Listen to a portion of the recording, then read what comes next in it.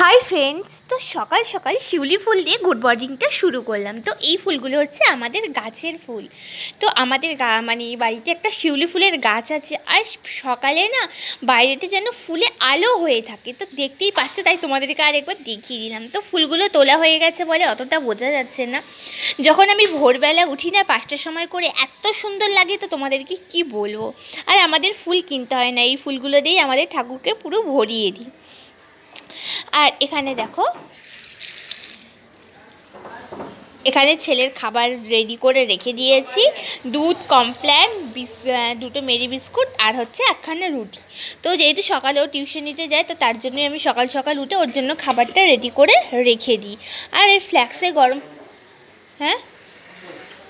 ফ্ল্যাক্সে গরম জল করে রেখে দিই, কারণ জলটা ওর লাগে। আর এখানে ওর কমপ্ল্যান, চিনি আর বিস্কুট। তো ও দেখো এখনও ঘুমাচ্ছে, ওঠেনি। আর ওকে তুলতে আমার প্রচুর সমস্যা হয়, কারণ ওকে ডাকলে অত সহজে কিছুতেই ও উঠতে চায় না। তো আমি যদি 6টার সময় ডাকি, ও উঠবে 6:30টার সময়। তো অনেকক্ষণ থেকে ডাকছিলাম, কিন্তু ও উঠছিল না। তো দেখো ঘুম আর ওর ভাঙছে না।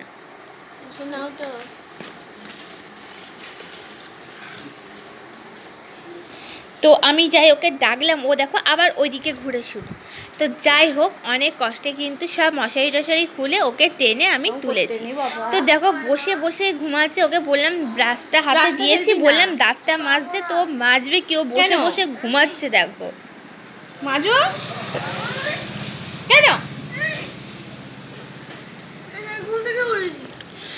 তো মাজতে তো কিছুতেই চাইলো না। আমাকে বললো, মা তুমি মাজিয়ে দাও, নইলে আমি মাজবো না আর পড়তেও যাবো না। তো আমি বললাম, না আমি মাজিয়ে দিই, ও যে হারে ঘুমিয়ে আছে। আর দেখো চোখটা বন্ধ করেই কিন্তু রেখে দিয়েছে।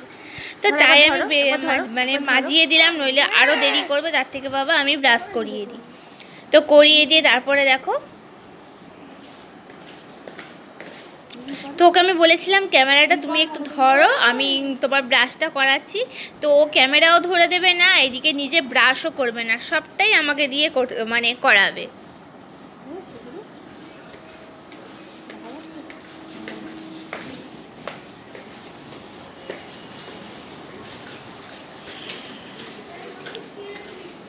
কত হাসবে হয়েছে কি যাচ্ছে। তো হ্যাঁ, তো এখানে দেখো ওর ব্রাশ করানো হয়ে গেছে, আর আমি মুখটা ধুয়ে দিয়েছি। ধুইয়ে দিয়ে তারপরে ওর খাবারটা নিয়ে কিন্তু চলে এসেছি।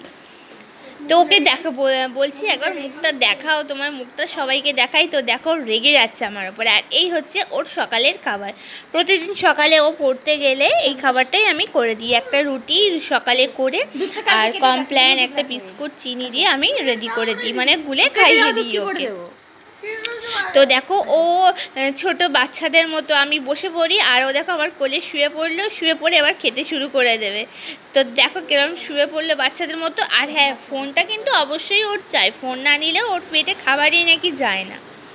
তো যাই হোক, এবার ওকে শুইয়ে ও শুয়ে পড়েছে, ওর খাওয়া দাওয়া হয়ে গেছে। বাসন টাসন মেজে তারপর আমি চলে গেলাম বাড়ির কাজে। তো রোজ সকালবেলা হলে আমি ড্রেসিং টেবিল, টিভি সবটাই পরিষ্কার করি, যেহেতু রোজের নোংরা পড়ে। তো তার জন্য আমাকে প্রতিদিনই পরিষ্কার করতে হয়। এগুলো সব মাই করতো, যেহেতু মা এখন নেই, সব কিছু আমার দায়িত্বের মধ্যেই পড়েছে। তো এখানে ড্রেসিং টেবিলটা পরিষ্কার করে গিয়েছি, আর পরিষ্কার করছিলাম টিভিটা। আর এখানে দেখো ছেলেকে খাইয়ে দিয়েছি। তো ও শুয়ে ফোন দেখছে। ওকে আমি 7টার মধ্যে যেহেতু রেডি করে দিই, ও 7:30টার সময় পড়তে যায়, তো তার জন্য একটু শুয়ে আছে।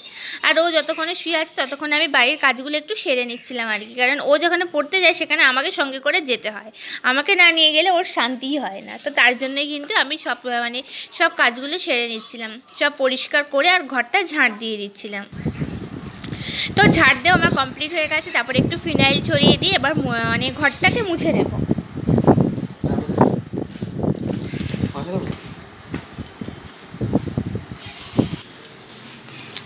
তো ফিনাইলটা দেখো, ঘরটা বারান্দাটা পুরোটাই আমি দিয়ে দিই, যেহেতু রোজের ছেলেটা মাঝে মাঝে নিচের মতো খেলে, তাই জন্য আমি রোজ ফিনাইলটা দিয়ে ঘরটা এখন মুছে নিই। তো দেখো এবার আমার ঘরটাও মোছা হয়ে যাচ্ছে।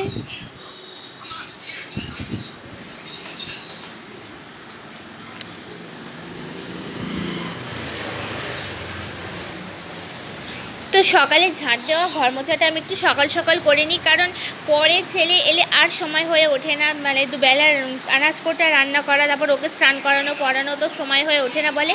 তাই আমি সকালে ঘুম থেকে উঠেই আগে ছেলের খাবার রেডি করে ছেলের ব্রাশ করিয়ে খাইয়ে আমি ঘরদোর ঝাঁট দিয়ে ভালো করে মুছে পরিষ্কার করে নিই।